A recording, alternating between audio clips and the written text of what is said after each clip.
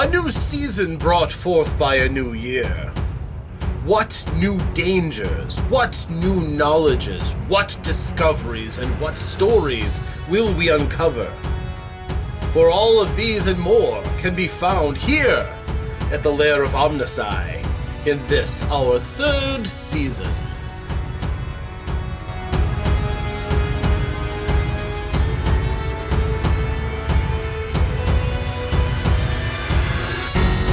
Hello, honored guests. I am OmnusI, here with you once more in my lair for another episode of the OmnusI tabletop role-playing game Preservation Society. Today we are going to look at an artifact of gaming gone, well, yeah, pretty much gone by. It is a piece that I've had in my collection for quite some time. I have used it twice. It's not something that I break out often, because the window of opportunity to use this particular product is usually best on first exposure to this particular game. Now, the game itself is in no danger of being forgotten, but this particular accessory could be just the kind of thing to perk someone up to the idea of playing an old-school role-playing game. You see, the game that I'm talking about today is 2nd edition Advanced Dungeons & Dragons. And while there are a number of excellent boxed sets and other gaming accessories for 2nd edition Dungeons & Dragons, this is an introductory set. And you know I like starter sets. This particular one, however, was, as far as I know, the first of its kind, in that it had a lot of extras that really kind of punched up the value. This was a serious attempt, as 2nd edition itself really was, to bring Dungeons & Dragons in front of as many people as possible, to breed an entire new generation of gamers who were excited about the idea of fantasy gaming in the Dungeons & Dragons worlds. So, what is this particular set? Well, this one is the box set First Quest. This is a series of adventures that were designed by the frontline D&D adventure team. Zeb Cook had a hand in it. A number of the very familiar names, if you covered TSR back in the day, had a hand in this game. And this has everything that you need to start playing right away. Out of this set, I will confess there's a few things that are missing out of it.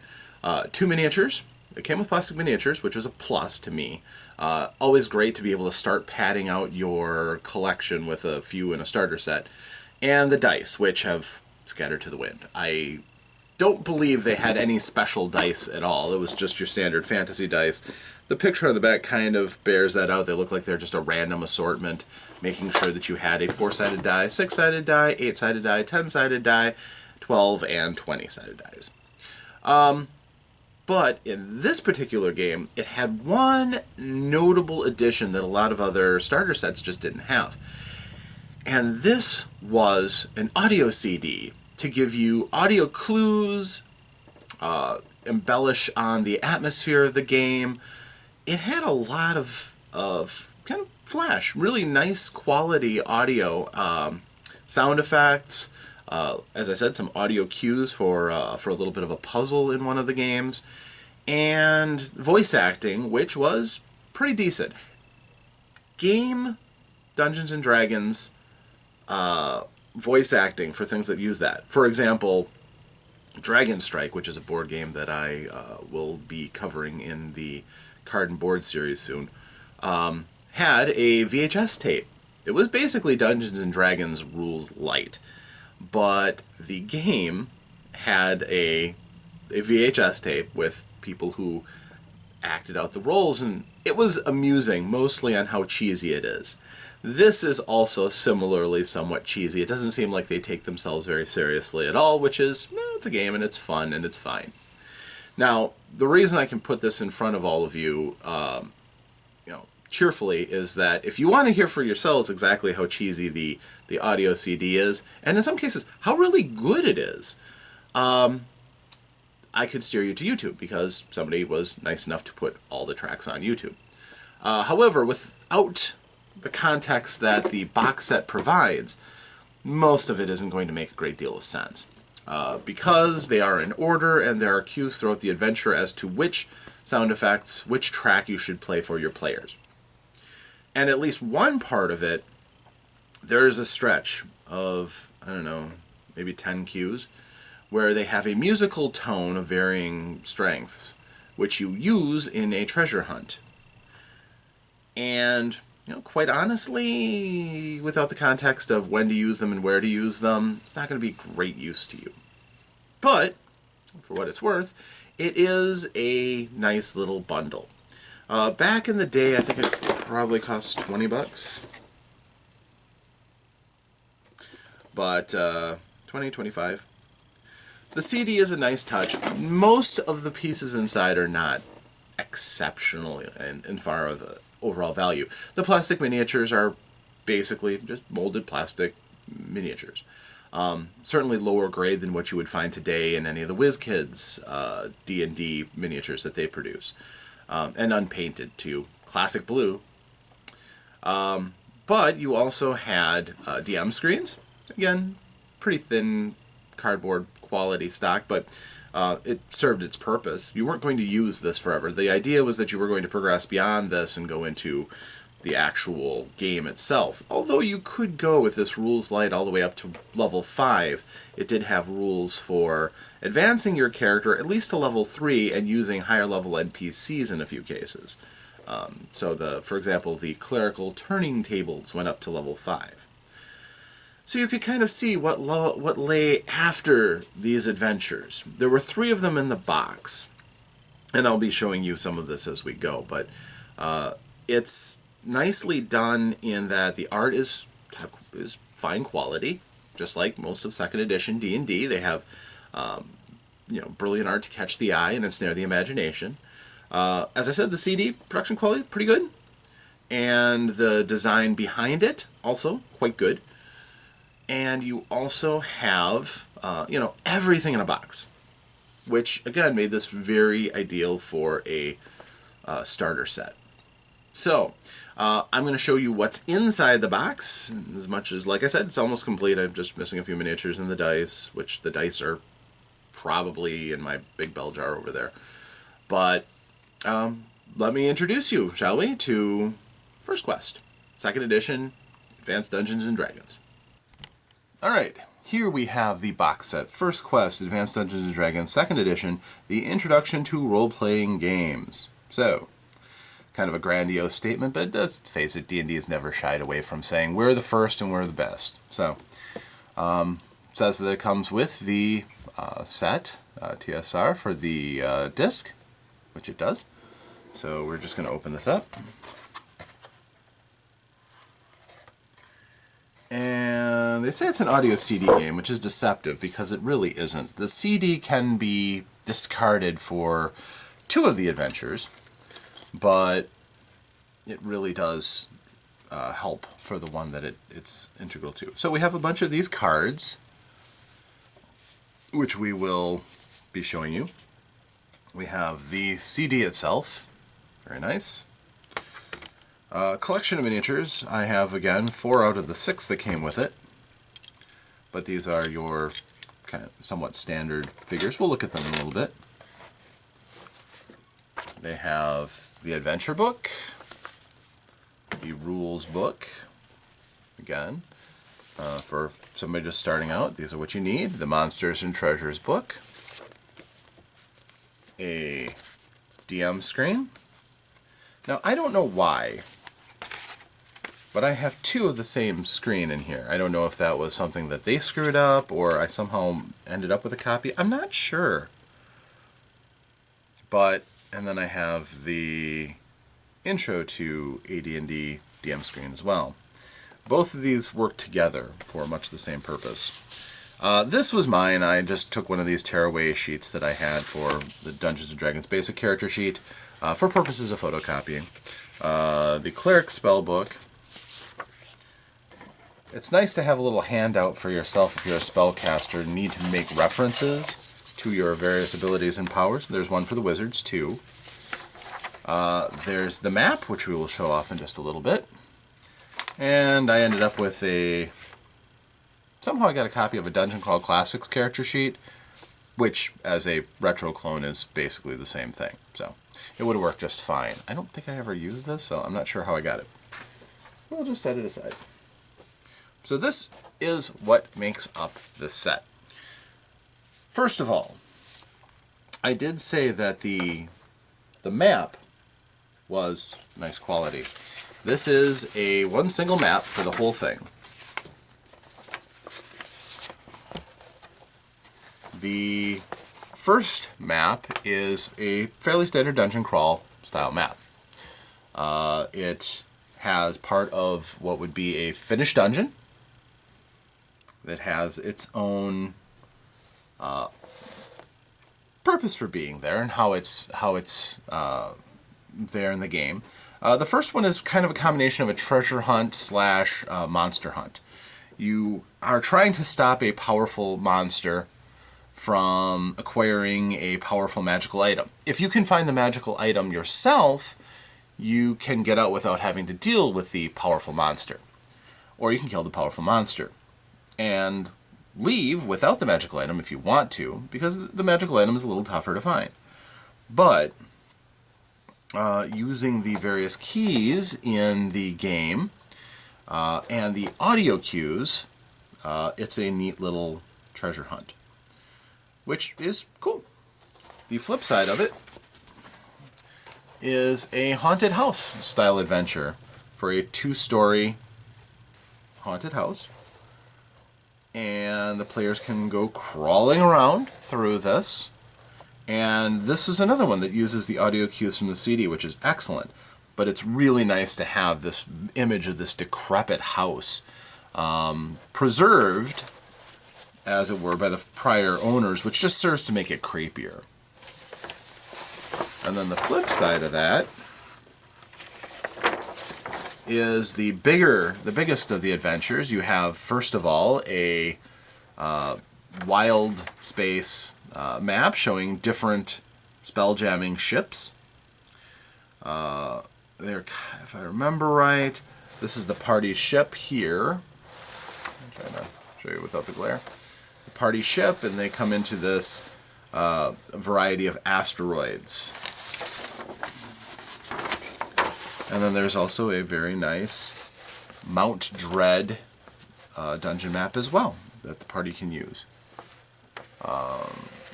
More of a cavern, but still, caverns are fun for dungeon crawls. So as you can see, very nice quality maps, which I always find is one of the best ways to get people in. If they see something visual, they know that the adventure at hand is going to be played out in front of them. It really can help to draw people into your game and get them excited if they don't have to use their imaginations for everything.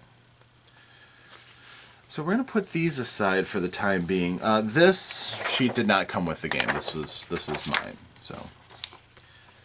So the screens. Let's look at the screens.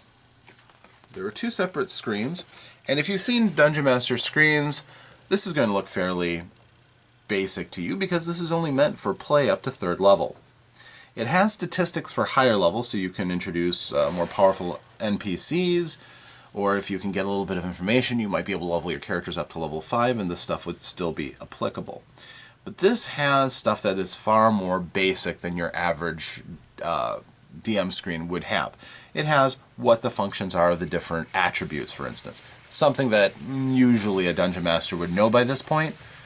The different, staging out an encounter and who takes what turn. That's all in here as well. Different, like your turning table, your thieves' abilities. All the core things that you could just put this in front of the players and let them use if you wanted as a reference sheet. Most of the stuff in here is not specifically important to the Dungeon Master themselves. So even though this is a Dungeon Master screen and can serve to further, hide their stuff from the players, that would work fine as a player reference too. Although they will have their own as well. Alright, so we have a Dungeon Master screen here. This one is very, very basic. This is the kind of thing that wouldn't be bad to give to your players.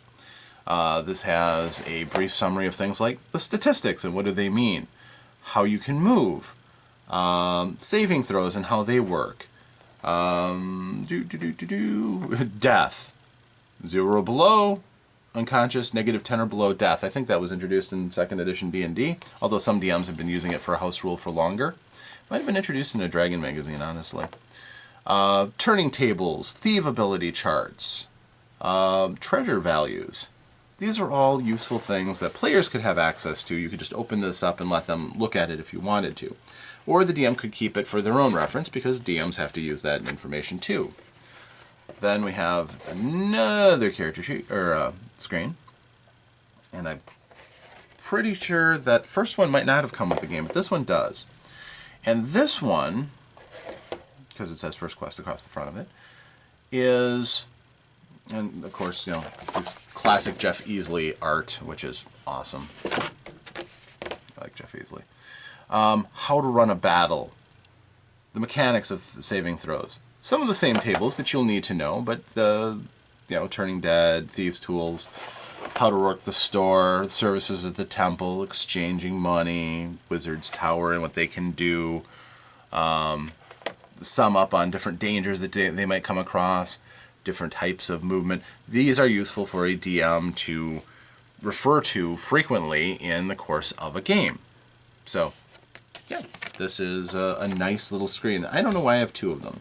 I did not buy 2 copies of this game, so either it came with a collection of things that I already had, or there were 2 in this book, in the set. So, the Monsters and Treasures book. This is useful for a starting DM. And if you've played 2nd edition D&D before, you will recognize that the art in here is a kind of a, well, it's a very hodgepodge, because this is taken from a variety of different sources. They have art from, for instance, the Monstrous Manual, the thicker, large book that contained a huge amount of monsters for 2nd edition. It has some of my least favorite art of D&D, like the Dieterlisi art with little tiny pixie weapons that ordinarily tough monsters would have. Gifted, he just doesn't do weapons like I like. I like to see weapons with some substance. And this poor bear with its broken, mangled paw. The art is a little bit up and down, to be honest. This was before they would have a concrete concept of what they wanted their art to be, so they still had lots of different artists covering a lot of their different products. You know, this genie could have been taken directly out of the Karatur, the Asian continent of D&D, that had their contents from their Oriental Adventures set. But yes, again, Noel with tiny, tiny little halberd that you could just chop and break in one piece. So yes, this art was taken, full color art, very nice. Layout, very simple to understand. It had, of course, little bylines so that you would have all the information you need to run these characters, along with their fiction, their way of looking at things, and again, it gave a pretty good range. The treasures had some pictures of magical treasures, and again, a fairly decent selection, along with treasure generation tables, so that you can use this for yourself, for fleshing out your own adventures and making things. To me, these are the kind of things that you really need to do to ensnare people, to bring them closer in. You get this, it's a snack, you want more, but it's really nice what they give you. So that's excellent. Again, it's not a full Monstrous Manual, it's not a full Dungeon Master's Guide treasure selection, it's just enough to whet your appetite for more.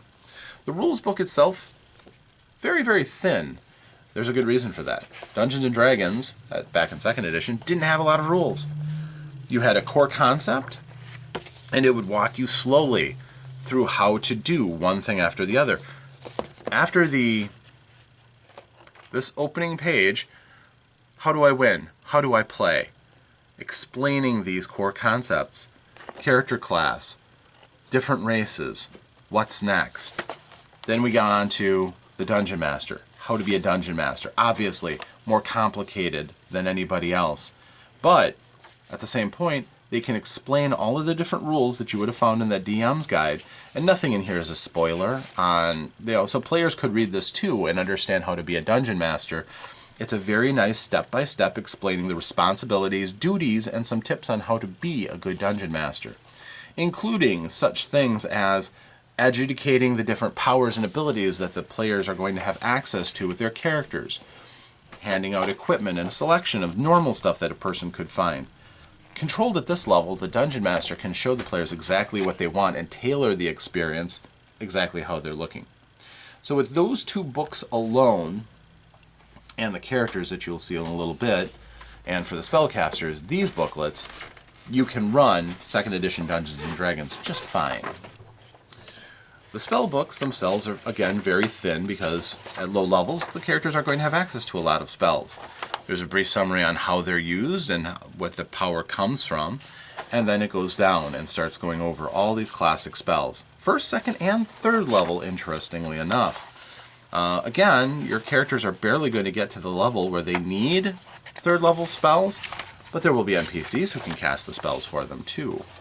So that you can kind of see, and again, get your tastes whetted for looking ahead at more and more powerful methods of play. The wizards likewise. You got to make sure that you put in fun stuff like Lightning Bolt. I'm sure Fireball is in here too. Yep, Fireball. So you can see what awaits you if you can get up to 5th level. All of the spells, again, a very, very basic selection. These are not all of the spells from 2nd edition Dungeons & Dragons from the Player's Handbook. But just a selection of the 12 that you need. Very much like basic Dungeons & Dragons. These are the core, and they probably read just about the same as far as the list goes of the spells that you would use for that. But yes, that is basically everything that you would need to start off. The adventure book. These are, well, the adventures that are created for this. These were designed by L. Richard Baker III, Zeb Cook, and Bruce Nesmith. They were edited, cover art, Jeff Easley, he's awesome. And James Crabtree did the interior art. So there's a lot of good stuff. Cartography done by Diesel. If you're a cartographer and you're known by a single name, you've arrived. So, but yes, this explains how to run the game and how to use the keys. For example, all these cues in the gray boxes on the side will tell you different things on how to run the game. When to use the cues, what to say to the players, and what is important stuff that you should make sure that you know when the characters come to a certain section. Then you've got the first adventure, the Tomb of Damara, the combined treasure hunt slash monster hunt. A little bit of art, not a lot. This is for the DM. But yes, you could definitely see the scope of everything that you're going to be coming up against. And ultimately, all these cues that you see on the side are keyed in with the CD, which we'll go into in just a second. Then you have the second adventure. That is The Ghost of Harrow Hill. And it is a ghost adventure. It is a story about unrequited love and the extent people are willing to go to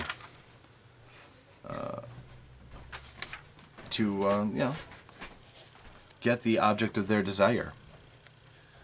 There is a little bit of role-playing in there. There's an NPC that the players get to speak with. And they unravel the story as they go, hopefully. Now, this one is a little different than the first, because obviously if you're playing and 0 equals dying, there's a possibility the characters can die. Combats can go that way sometimes. In this game, there's a very real chance that the characters could die because, well, quite honestly, they are put into situations where if they don't complete the mission in a certain amount of time, everyone dies. Nobody gets out. So that is something that spices up the game quite a bit. It's for me, it's the most fun adventure in this book. And then you have Across Wild Space, which is the one that uses the wild space map I showed you. And different characters that you would find in the Spelljammer rule set, like Neogai and a Gif. Certainly a memorable race to me. And then they kind of give you a make your own adventure, Under Mount Dread. They do have some stuff for, adventuring. They give you basically the specifics of what you can find. But it's not framed in the same way as the others, where it explicitly tells you, say this here, do this here. This is much more like what you would find in a published adventure that you would not have any kind of audio cues for, but you would just go forward, and as a DM, you would get your chops in on learning how to narrate what is described in an adventure. You would bring this to life as the Dungeon Master, using your experiences, and set you off running. So actually there are 4 adventures, and I was mistaken. But the 4th one I've never run, Under Mount Dread, so I couldn't tell you exactly how good of a quality it is. This is much more of your classic adventure.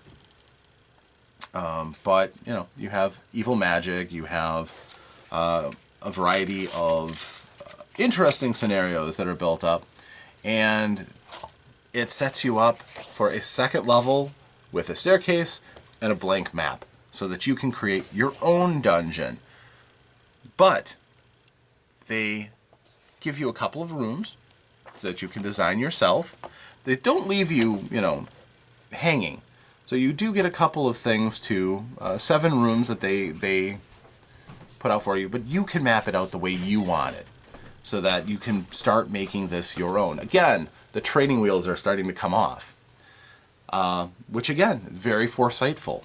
This is the kind of thing to get your Dungeon Master off running too, and making up your own adventures. They mentioned Karamikos, which is actually, Karamikos was part of the Dungeons and Dragons world of Mystara. So the fact they introduced it here as a starting, okay, this is a country that your characters can be in, I find to be kind of interesting. The teams had some crossover for ideas and such. So, the handouts. First of all, you have your class sheets. We have Delvar Ironfist, the dwarf fighter. Remember, this is Advanced Dungeons & Dragons, so you can have a race and a class separately. Lorda and the Pure, a cleric human. Silverleaf Halfmoon, fighter wizard, elf. Morganth the Mysterious, human wizard. And again, gotta love all this classic art that they use. D&D really did leverage the vast spread of the different arts that they had from, this is Dragonlance, clearly with a Kender, and that's Hasselhoff and Fizbin, to the various interior arts for the books that they created. Beldar the Brave, the classic naming technique of something with the same first letter. Beldar the Brave. Human fighter. Human fighter with 17 strength, not bad. And you had Slinker, the human thief. Note, no halflings, no gnomes, nothing. This is just a human, elf, and dwarf group. So on the backs of these, they would give you a summary of all of the different rules that you needed to know. How to make a saving throw. How to attack, if the attack hits. In one round, all the different things that you can do. This brings it to more of a wargame style simulation game, more so than a storytelling game. Just to warn you. But 2nd edition should have kind of warned you of that anyhow. The experience that you need to get up to 3rd level. Then on each level, what you do when you level up. So all the different things that you would need for that class. Fighters, look how much less. Doesn't have any of the thief stuff, doesn't have any backstabbing. So it's fairly straightforward. Being a fighter, been easy since 1974. Wizards and casting spells, that's their separate section that they needed. Elf Fighter Wizard, again, is going to have everything that you need for both sets of abilities that you have. And also the more complicated how to level up as your two different classes. How that all works out. So it's interesting. And Cleric, of course, it's going to have your turning tables and how to cast spells as a Cleric, as well as all the other useful information. They give you a hub town, which I love. Isometric map, it's nice. This one doesn't have anything that isn't necessary. Nothing extraneous. No extra houses or anything. This is just a nicely set up little hub town. You've got your temple, you've got a wizard's tower, and a key on the back, of course. That shows you all the different things all different places you can go to. Only a couple of them are really going to be used in the story. There's the store, which is run by Gart Stonenose, the temple, which is run by Farish the priest, and the wizard's tower, the Archmage Nethril. So yeah, you have a lot of extra buildings that you can use, like the Leather Workers, the Watchtown Barracks, the Red Dragon Tavern, the Evening Star Inn, a Thieves' Den, probably not advertised as such, Foxworth the Moneylender, but that's just so that you can make this a little bit more useful to your players and use this beyond the scope of this game. Although, again, from such mean beginnings is where adventure springs forth from. The players will probably want to get beyond that relatively soon. Reading a character card, a little guide on how to read these character cards that you have for people who have never played this game. Oh, upside down. So, step by step, what do all of these things mean? And they illustrate as they go what this stuff is for. Again, for a person who's never played a role-playing game before, something like this is a nice touch to take a first-timer and kind of hold them by the hand and guide them through until they're ready to go by themselves. And even on the back, they have a sheet that you could photocopy for your own purposes. A very, very, very basic game record sheet. So, only two things really remained except for the dice. The dice were just basic Chessex or Kaplow dice. The miniatures themselves are standard fare. You got your dwarf. Relatively low detail. Not, as I said, up to kind of the quality. If you've seen other games like Dragon Strike, this is going to be about the same kind you get. I don't think they were still attached to a sprue, though. I think these were separate in the box, which is cool.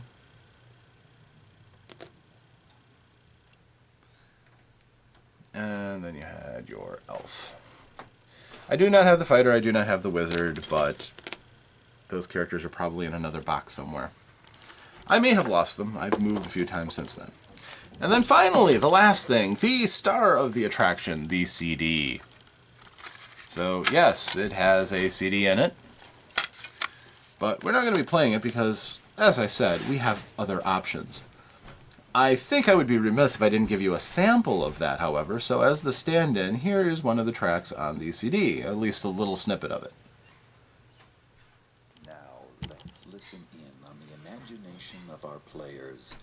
We will hear what they imagined as their adventure began.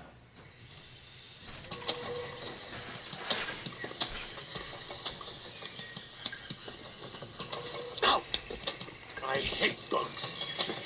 That's just because you can't kill them with your sword, fighter. You're swatting just as much as I am, thief. Fighter, thief, take this ointment and rub it upon your limbs. The insects will bother you no more. I sense that right now we aren't far from the prying eyes of reptilian watchmen. Aye, the wizard speaks true. If we're to save Lord Easterling, we must be stealthy. Behold, the temple of the Lizard King. I don't see any way inside. I'll have to climb the stairs to the top.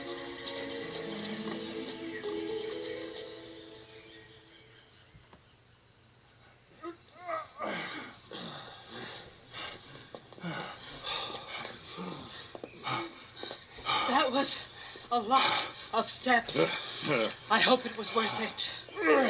Actually, Wizard, I thought it felt kind of good to stretch my legs with a short Right. climb.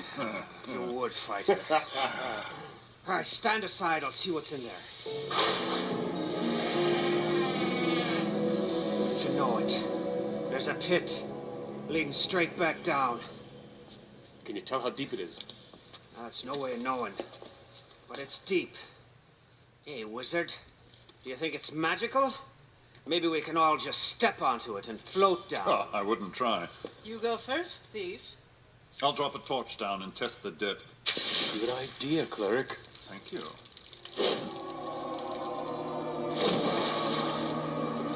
Did you see that? Crocodiles. I bopped one of them. Good shot. The pit must be at least 100 feet deep. I saw a side tunnel about halfway down. I saw it too. Now, how do you propose we get down there? That's easy. We just climb. Perhaps you have the skill to cling to the sides of the pit, thief. But the rest of us, I'm afraid, would end up as crocodile crudité. All right then, Wizard. Just for you. A rope. There. I'll go first. All right, so as you can see, a lot of things that you can play and kind of get a sense of the interplay between characters, how they can work together, and how you can imagine that an adventure might start to play out. I'll give you a quick audio cue of some of the sound effects. I'm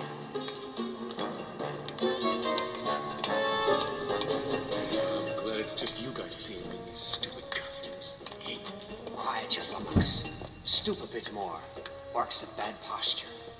Sneer, Wizard. You're supposed to be stupid and mean. I certainly hope they're as stupid as they look. Hey! What are you doing over there? Bone Dasher told us to go bring him something to eat. Huh. Who wants to Bone Dasher to miss a meal anyway? I mean, he gets me when he gets hungry. Well, yeah, all right. Get about your business then. Okay, I would be a little bit remiss though if I didn't do one of these for you in particular. To me, it emphasizes exactly how over the top and hilarious this can go. Let's see if we can find it here.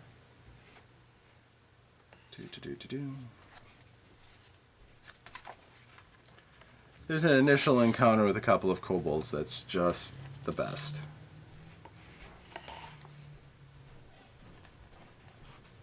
Oh, there we go. 32.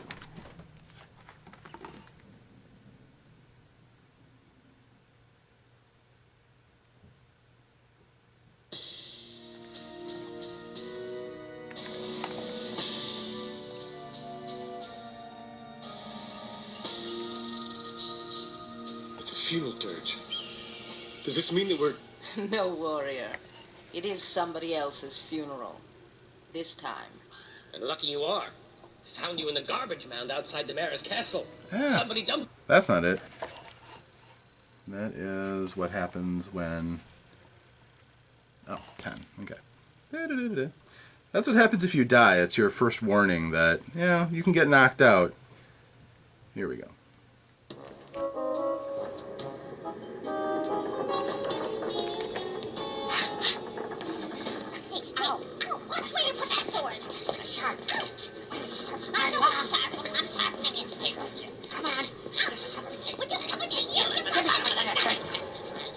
Where's my ale?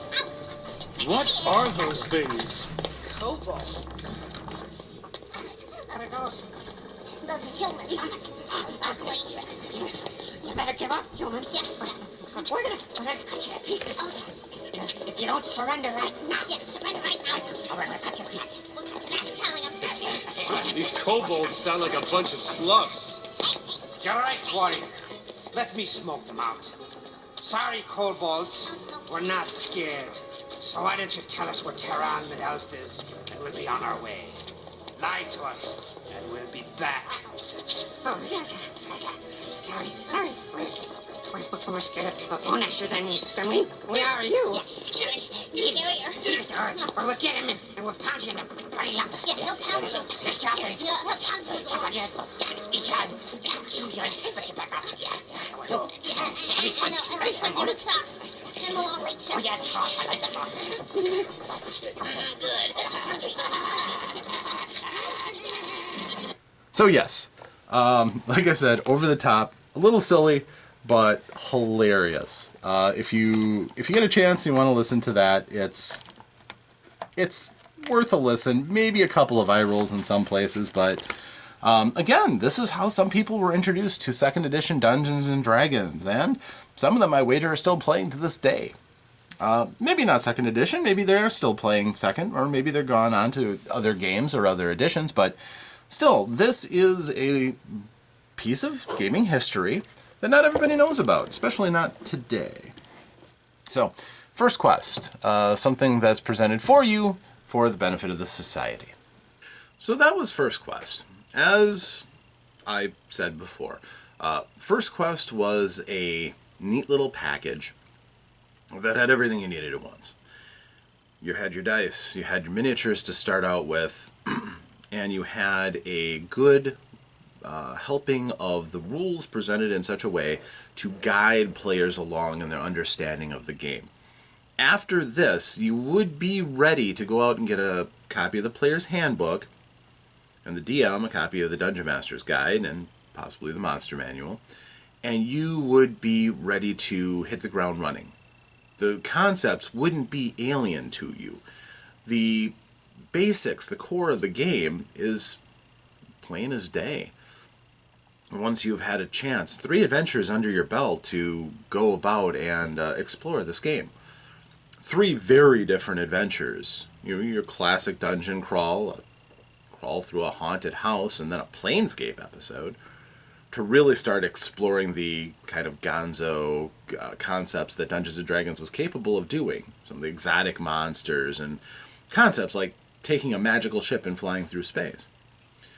But at the same time, even though those concepts were somewhat exotic, they all grounded together under the same set of rules that you could fairly easily comprehend.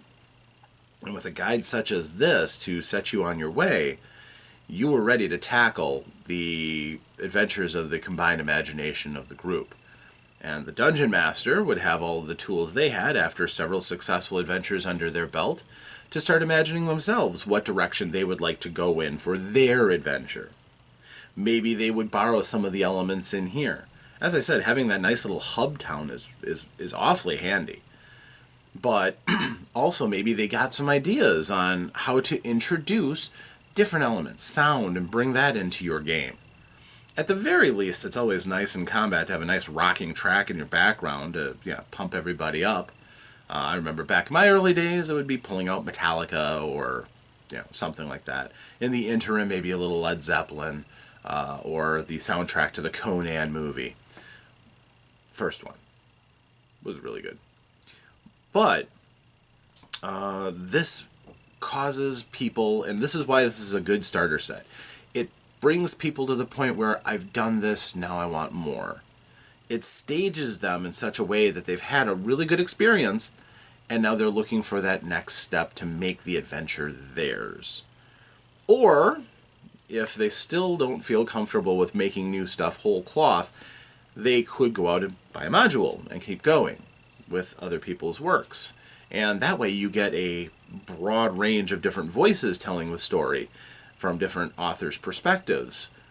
Or maybe the Game Master, the Dungeon Master, is ready to start creating their own adventure. Again, possibly rooted in what they've done here so far. Perhaps if the party has cleared out the house in the second book, maybe they're going to use that as their base. They know it's not haunted anymore, so maybe once they get past the icky factor, spend a couple of gold to restore it. Maybe they've got a base of operations. Maybe they continue the spell jamming adventures from the third adventure and continue off into the worlds of imagination, alien wonder, and magic that extends throughout the multiverse in Dungeons and Dragons. So, whatever you'd end up deciding as a group or as a dungeon master, you are set up nicely by the contents of this starter set. And if you've gotten that far, then it's no longer a slog to get your players to understand some of the core concepts that will come up again and again and again. They should already have a fairly firm understanding of THAC0, which for some people seems to be a sticking point in 2nd edition Dungeons & Dragons that kind of highlights what 2nd edition was all about. They've already, hopefully, gotten a good grip on the various classes and their particular features, what they're good at, how to work magic, how to use thieves' abilities, clerical turning. All of these things were highlighted in different adventures, and if the players thought to use them, they may already have some practice in being a good thief. It takes a certain amount of skill and precision to be able to use your abilities to effect to really be a game changer in that class, for instance. So, all in all, I think it's a great set. If you can find a copy of it, I don't know how hard that would be, probably in the second-hand market, eBay and such, it wouldn't be too terribly difficult. I suspect finding a new set on Amazon would be quite expensive. But as I said, the major components of this game are really the CD is the majority of the value of this game. The maps are nice. The adventures are fine. But the CD is available on YouTube. Just First Quest CD, and it's got 60 tracks. You can listen to it for yourself. Maybe you can incorporate it into something, possibly. A lot of the mechanics in the CD are agnostic. They don't specifically dwell on things like THAC0 and mechanics. They're there for the background, so maybe you can even use them in more modern games. But this has been my presentation for the Society. I hope you've enjoyed this and consider some of the things that are out there and still available for this hobby that we love. And can see the beauty of this product for what it tried to do and for what, for many, it actually accomplished, bringing more people into our society as gamers. So, thank you very much, and until next time, I am OmnusI, your Game Master at Large. Farewell.